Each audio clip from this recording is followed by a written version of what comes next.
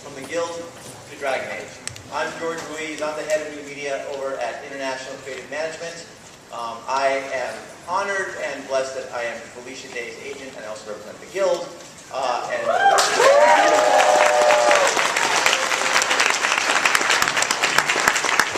am also a video gamer.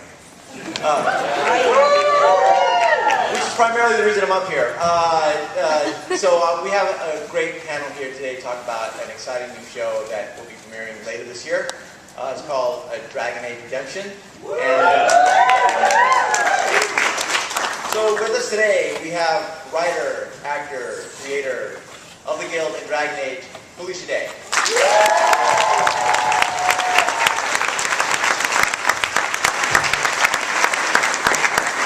We have Dragon Age Redemption director, who helped produce The Patriot, Godzilla, and Independence Day, Peter Benjamin.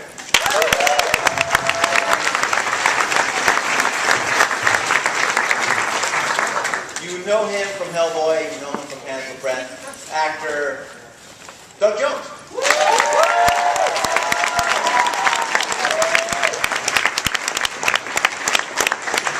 From BioWare, we have executive producer of Dragon Age, Mark Darrah.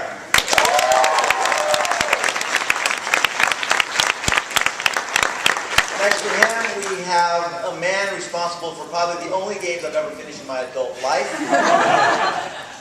This gentleman has written Star Wars Knights of the Old Republic, Neverwinter Nights, Dragon Age, and Baldur's Gate 2, David Gator.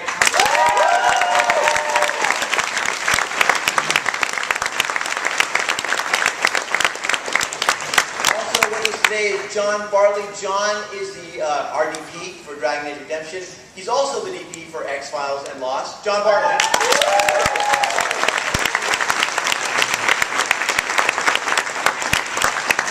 We're lucky enough to have a number of members of the cast and crew. I want to point out a couple of them. Production designer Greg Aronowitz, where are you?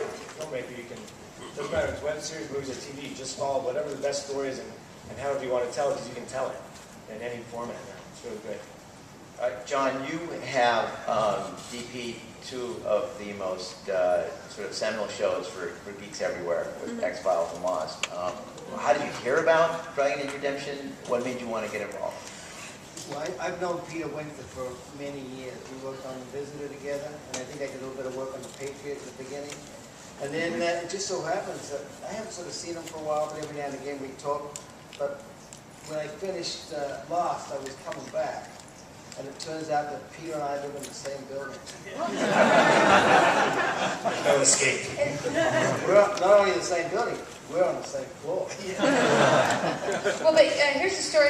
So I was like, Peter, do you have a DP? He's like, yeah, I have some people. I'm going to leak you their IMDb's. And I'm like, and he's like, well, I have this neighbor who's pretty good. I swear to God, this really happened. And I was like, he was like, just check out his IMDb. And I'm like, well, if you like him, let's use him.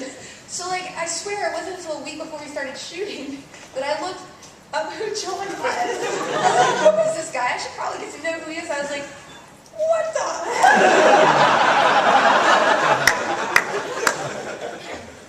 Let's take a moment and talk about world building. When I walked onto the set, literally on the last day of shooting, because I'm that kind of agent,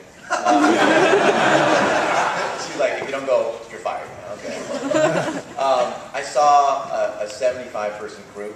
I saw 3 cameras running at the same time. We were in a big soundstage. I was blown away. I've been on a lot of movie sets and a lot of studios, and I literally walked into a movie set. That's what it was. It was great. So they clearly had to build a whole new world on a budget. Let's talk a little bit about that. Starting with the script and the writing. David and Felicia, you guys put something together. You wrote the script, but you worked closely, obviously, with David. Well, I didn't work as I worked with Michael Laidlaw, who was another. Right. Yeah, I mean, David and I just kind of fangirled out the first couple times I met him. I started trembling, so that was awkward. And I got an email from Felicia, and I was told that she had some questions, and I was expecting, really general questions. What's a canary? No, she had the most detailed questions that have been worthy of being asked on our forums, things that we clearly had not said about the world. And I thought it was really impressive what she put together. It fits so seamlessly into the world. It easily could have been something that we made for Dragon Age ourselves. So Wow, that's incredible. Thanks, Dave, for talking about my client that way. Okay, so I just got the note that actually Greg Aronowitz, are you here? Yeah. Greg, stand up. The production is on here. Greg also did all the costumes and weapons for. Costume. He designed my costume. For Do You Want to Date My Avatar? I was going to say. Oh, sorry. Do you want to? But actually, he did do the. He designed my costume for Talus's costume. Talus's costume. It was amazing. So let's talk a little bit about world building and the look of the series. It does emulate the game. It looks a lot. That culture will play in the series, and if we get to find out more, and maybe Dave can give us a few tidbits. To me, the Kinari have always been like the most fascinating part of Dragon Age 1, and I was lucky enough to be able to see last year some of the previews for Dragon Age 2, like the story outline, and I was like, oh my god. I was so excited. So when I saw that they were more of a prominent feature of Dragon Age 2, I was like, well, this seems like a cool way to tell a story that has a new spin, but I think the fans would like, and maybe David could talk a little bit more about that. yeah, the Kinari are by far, I think, the most different culture we have in the Dragon Age world. And we certainly went through this process of revealing them by pieces, right? In Dragon Age Origins, you had the character of Scan, who was a singular person who gave a window. Then in Dragon Age 2, you had the Era Shock, and you encountered far more Kinari and learn more about them. And the thing I really liked seeing was, it would be so easy to do the Kinari wrong, to make them seem like they're one-dimensional, or in fact, while they could be an antagonist, they entirely have a mental process that somebody can understand if you interact with them. And it came across very well in the web series. It was obvious Felicia had done her homework. So it's really interesting to see them having a life of their own outside of the game. Very cool. Cool. Thank you. Hi, big fan of Doug and Felicia. Love you guys' work. Definitely The Guild and Pan's Labyrinth, one of my favorite all-time movies. Now, more of like Doug, and open-ended question for anyone who wants to get involved is, Doug, you seem to be like the go-to actor now to be physically tortured by the director. I don't blame you. Work is work, and it's always fun. But sorry for me. It's a good gig. But what I'd like to know is like the experiences between the previous movies and how it basically pulled you into being able to do this movie. Obviously, you went through what I think you said, 3 hours of makeup and all this. Now, as a production standpoint, how does that help you get into character and build the character? Do you strictly go on just the makeup design, or do you create like your own little background?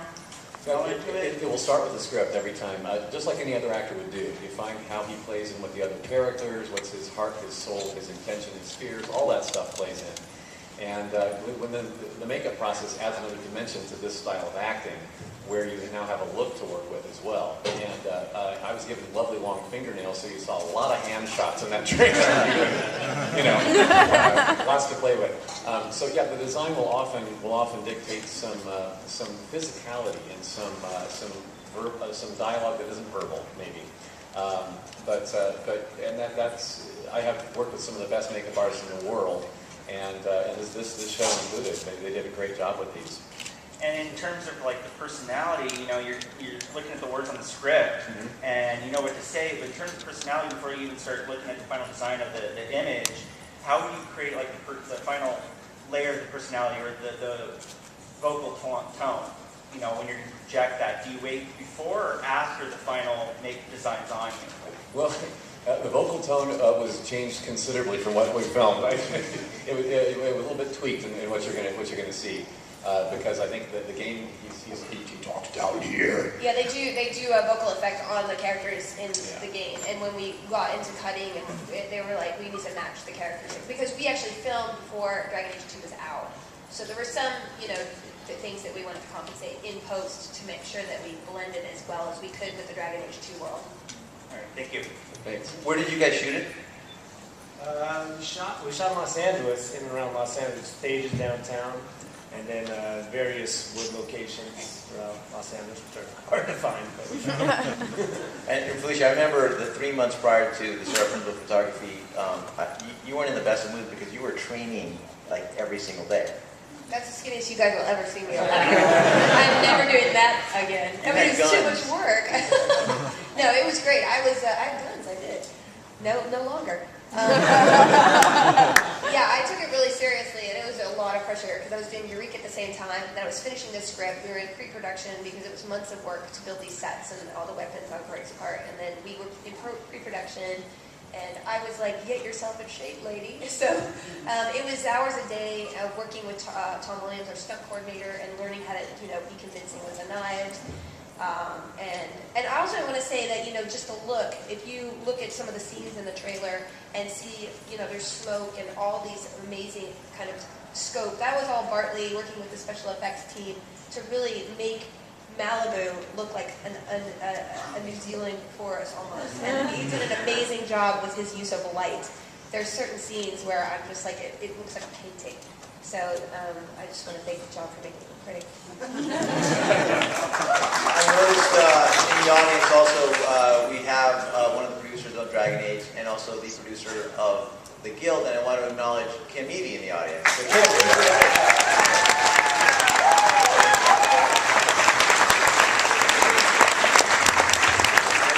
and in front of her is Sandy Perique. Okay, so I think time for the next question. Hi. So my question had to do with some of the video game elements being brought into the web series. I was wondering, I heard how there would be Templar armor and the Templar sword. Will some of the popular characters, or the Mage Tower or the Mage Circle and Blood Mages possibly be in there? Because I love Blood Mages. So you're a Blood Mage aficionado, huh? Did you sleep with Meryl? In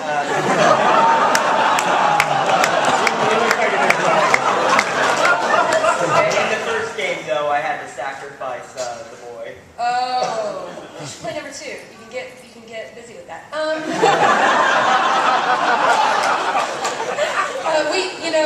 Some of the limitations of filming and some of the we had to customize some things, but we did there are certain moves. If you'll notice in the trailer, there is a critical strike. The sword double bladed rogue move.